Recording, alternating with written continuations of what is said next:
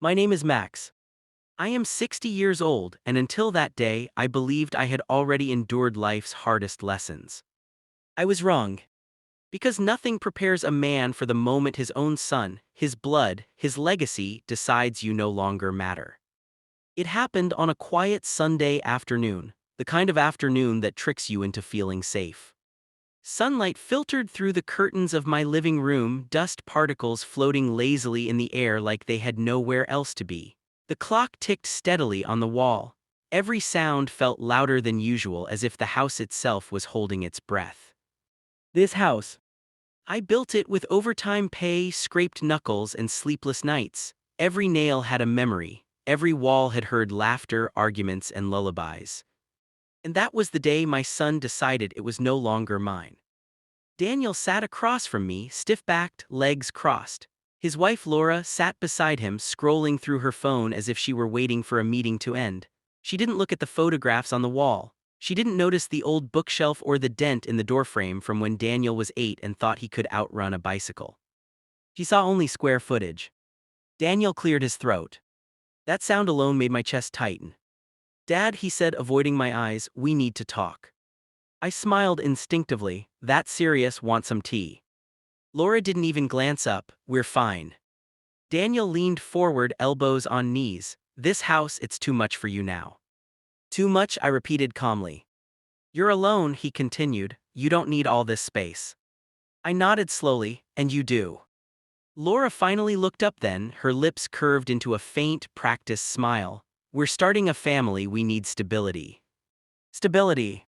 I swallowed, and where would I go? Daniel laughed. Not nervously.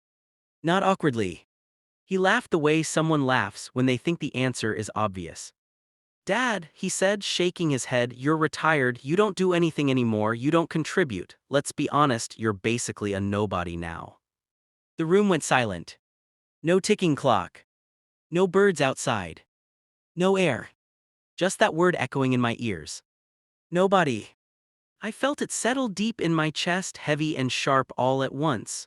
Laura watched me closely, curious to see if I would break, if I would beg, if I would remind them of everything I'd done. But I didn't. Instead, I smiled. Slowly, I reached into my pocket and pulled out the house keys, the same keys I'd carried for decades. The metal was warm from my hand. I placed them gently on the table. Daniel frowned. "What are you doing?" I stood up, joints stiff, heart pounding but steady. "You're right," I said quietly, "I don't need much." Laura's eyebrows lifted in surprise. Daniel's lips curved into a satisfied grin. I grabbed my jacket from the chair. "But remember this," I added, looking directly at my son, "even a nobody knows when it's time to walk away." And I did. That night I slept in a cheap roadside motel.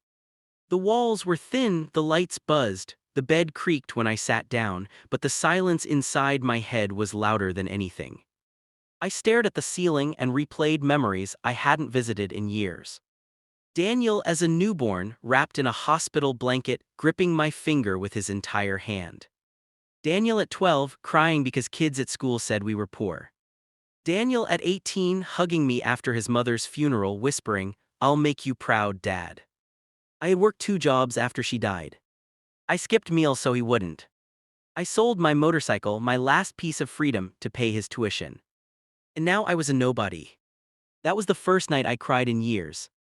But grief has a strange companion. Clarity. The next morning I woke up different. Not angry. Not bitter. Awake.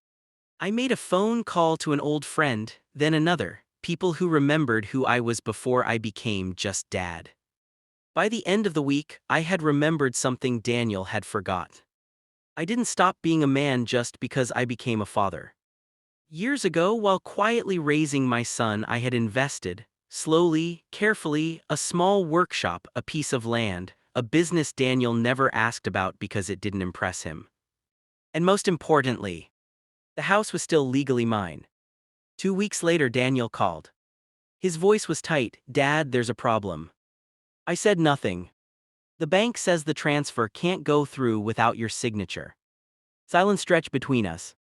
"I'll think about it," I finally said. "Dad," he snapped, frustration slipping through, "don't be difficult."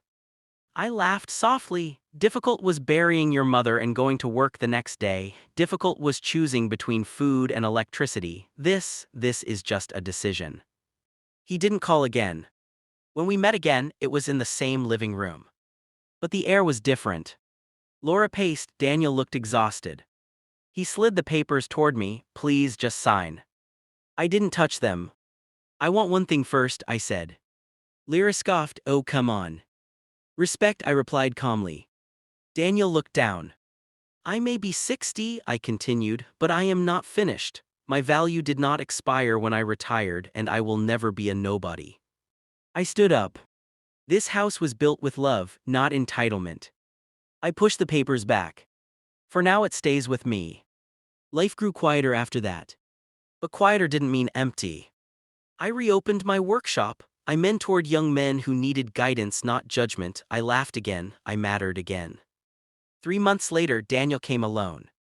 He stood at the door like a child who finally understood consequences. I was wrong, he said. I forgot who carried me when I couldn't walk. His voice cracked. I'm sorry, Dad. I nodded. I forgive you. And I meant it. Moral of the story. Never mistake silence for weakness. Never assume age equals irrelevance. And never forget the hands that built the ground you stand on. A nobody who knows their worth is more powerful than anyone who doesn't.